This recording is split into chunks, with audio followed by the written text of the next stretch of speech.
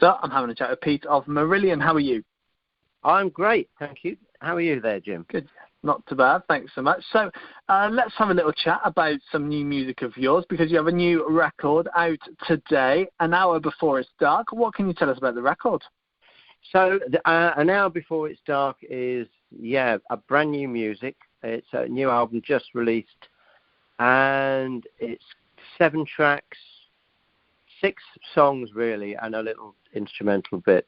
And I mean, the reaction so far has been amazing. We're pretty high in the streaming services in the UK and in Germany and France as well. So it's a bit more kind of up tempo, upbeat vibe to it than our last album, Fear, which was in 2016. It's got a couple of more accessible songs. It's got a song called Be Hard on Yourself, for example, another one called Reprogram the Gene, which are kind of fairly indie sounding. The first one I mentioned, Be Hard on Yourself, reminds me of very early Yes, actually. It's got that kind of chaotic musical approach they used to have in their early music. And it's got a couple of more longer tracks, more kind of thematic tracks. It deals with a lot of the current issues that we have. The climate change, for example, is a common thread in 2 or 3 of the songs, and the pandemic.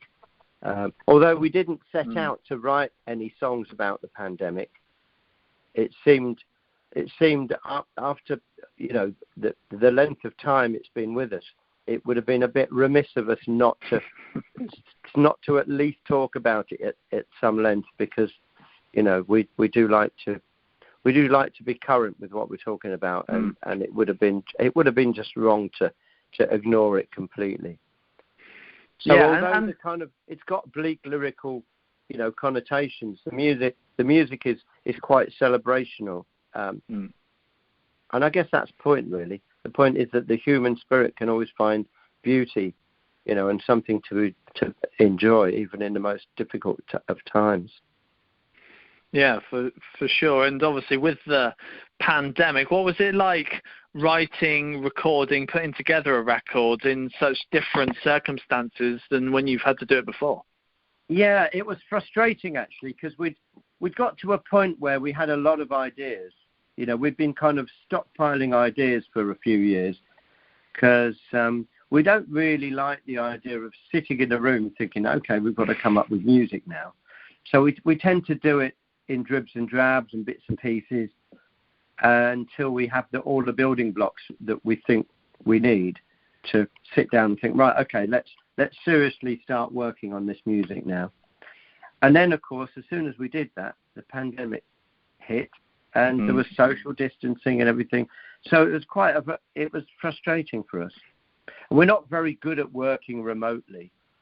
We're much more, we're much more at ease, and we're much more in the moment kind of people. The creative juices don't really flow when you're waiting for people to reply to an idea you have, and it's much more conducive to good work when we're all sat together, vibing off what each other's doing, and being able to input that in the moment in real time.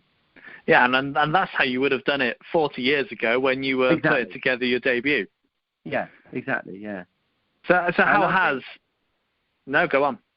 I was going to say, I think one of the things that kind of brought some of the energy to the new album is that when after it was kind of eased and we made our studio as compliant as we possibly could, we were allowed back in the room together, and the energy was, there was an energy and an atmosphere, and let's do this, a very good feeling, almost youthful, one could say, after all these years. Yeah, Yeah, and after these 40-odd years of being a band, how has the music, how has the sound, how has everything evolved over the years, and how have you evolved as well? Well, yeah, I mean, I think we've got more, what's the word? I think we are probably, I think when you're young, you have you don't care what other, I mean, I don't mean care. What I'm trying to say is on the tip of my tongue, really. But you have a kind of raw energy when you're younger, and I think when you're older, you can channel that in the right ways. I mean, we've learned our trades. We've learned how to become better songwriters, I think, and there's a bit more finesse. I think that's what I'm trying to say. There's more finesse to what we do. We still like the energy, we want, and there's an integrity to what we do that we try and keep hold of. We try and make what we do real, and we only want to work on things that excite all of us. And that's quite difficult. We're quite difficult people to please these days, because we've been there, and we've done most of what. We've written a lot of music over a lot of albums, so we really don't want to start repeating ourselves. No. And we don't want to go back and just start, writing the same albums again. So we're hard to please, and it takes a bit longer than it used to get stuff together. But I think we've come up with a very good album with this bunch of songs. Yeah, for sure. We're certainly very pleased, and the reaction has been amazing. The reaction around with all the fans, not just the fans, journalists as well, and people like yourselves. Everyone seems to be getting behind what we're doing, so that's nice. Yeah, absolutely. And one of the things, having released a new record today, is you'll be wanting to take it out on the road and do some touring, and this year's shaping up to be quite a busy year for you. Oh, yeah, it is going to be busy. Yeah, we start off in Poland, actually. For people who don't know, and that's probably going to be quite a few people, we do these things called conventions. And really, they're 3-day festivals, but it's all Marillion-based, And we will have some guest artists with us as well. But so we'll hire a venue for 3 days, and we put on 3 very different shows. And we themed the shows. So one night we'll be playing one of our sort of more classic albums or older albums. This year, that night will be Season's End, and then a few encores. Another night is usually a bit more of a party night. So we've got an up-tempo kind of night where we're playing a lot of the faster, shorter songs. And the third night is going to be us showcasing the whole album. And the first one of those is in Poland early next month. I think it's the 7th, 8th and 9th, I think, or 8th, 9th and 10th of, what are we in now, April, I guess it'll be. Yeah. So, yeah, that's the first one. Then we do one in Stockholm. Well, we do a cruise, actually. We go to America and do Cruise to the Edge, which is like a floating festival with lots of progressive rock bands on, including ourselves. And we do 2 shows on that boat. And that sort of sails around the Bahamas and a few other little places, and then goes back to Florida. And then we do Stockholm, where we do another convention in Stockholm. We do one in Montreal. We do one in Leicester at the De Montfort Hall. And I think we finish off in Portugal. And that takes us up to the summer. And then in the autumn, we're going to go out on tour, do a more conventional tour. Still, with the album. Yeah. High up on the list of things we want to play. And we'll be playing a lot of dates in Europe and a lot of dates in the UK. And yeah, absolutely. That will be our year, basically. And in amongst that, we've all kind of got other little bits and pieces, other side projects that we're going to try and fit in. So, yeah, we don't... shy away from work.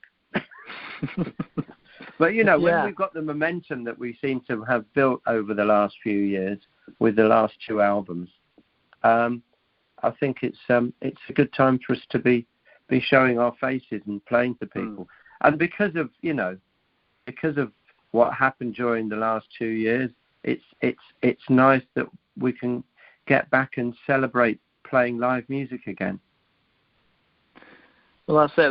That's the main thing after all these years of not being able to be out on the road, but having not being able to tour. Obviously, you put this record together, but have thoughts kind of set in for future releases and what the plan is kind of after this year in regards to releasing music?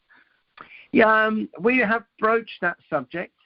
I mean, this album was made out of a lot of ideas, some of which didn't make this album because we chose the songs. We thought best fitted together and worked well, and tied in with the kind of themes we wanted to be talking about and the things that we want to be current. We want to be a current band. We want to be talking to people and getting what we feel across. And this group of songs we felt was a good way to do that. So we do have some other songs on the shelf, and we would probably want to add to those because we always want to be thinking of new music rather than old music. And after a couple of years, because we'll probably be on the road for a couple of years. Next year we've got more touring plans as well. And then after that, we'll probably be looking to releasing another album. But I think that will come quicker than the last. Because this album was, 6 years between albums, I think it was. Yeah. Which seems like a long time, doesn't it? It doesn't when you're writing them, I tell you. No, for sure. It does when you're waiting to buy them, I'm sure. Yes, for your fans, it's a long wait. Yeah, it's a very long wait, I know, and I'm amazed that people are still with us on the journey, but I do thank them. We have amazing fans, I must just say. We do have, one of the things that has allowed us to do and be what we are, and be as free as we are, and to be able to do exactly what we want, is the fact that we've got an amazing fan base, and they're so supportive, and they put all their faith in us and allow us just to do what we want to do and be free. And we know we don't have the pressure of a record company saying, "Come on, we need another single now, and we need this and we need that." And it's a great thing to have. We've sort of got the holy grail of everything, that we would want, really. Yeah, absolutely. Well, Pete, it's been a pleasure having a chat with you. Thank you very much.